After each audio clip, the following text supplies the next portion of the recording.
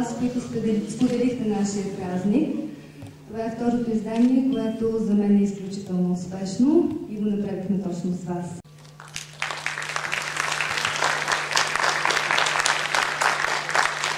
Добър вечер на всички.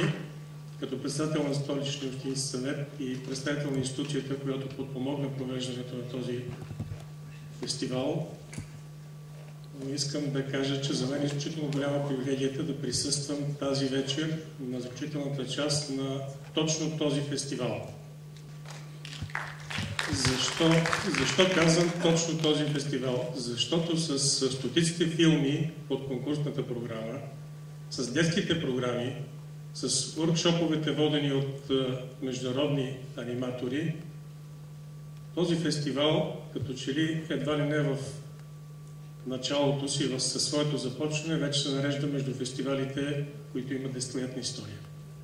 И разбира се, връчвайки тази награда, да пожелая на организаторите, на бъдещите участници на този фестивал, разбира се, да бъде все по-успешен и по-успешен в следващите си издания. Благодаря. Let me thank the Bulgarians who have crossed thousands and thousands of kilometers just to be here and presenting this award. I wish to the organizers and to future participants.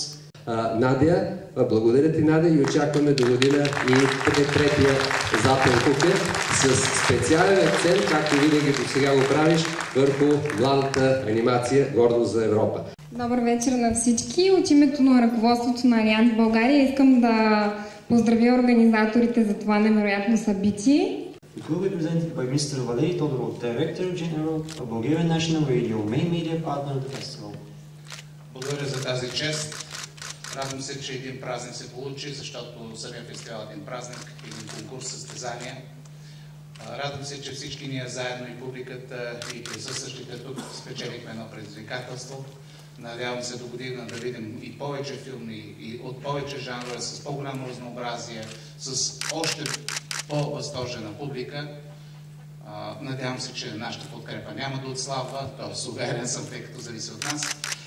Поздравявам всички, които спечелиха, и онези, които участваха, защото в края на краищата участието, умението човек да покаже своя талант в едно състезание на изкуствата е действително една голяма чест за всички нас, които сме зрители.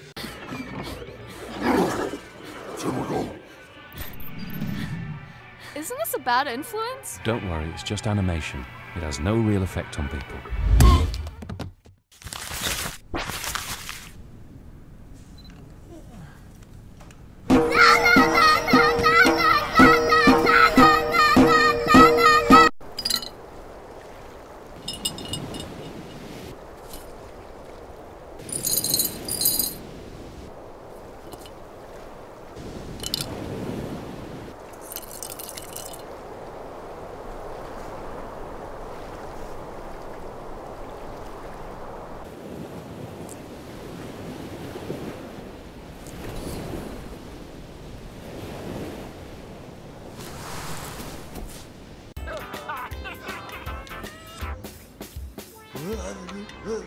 Love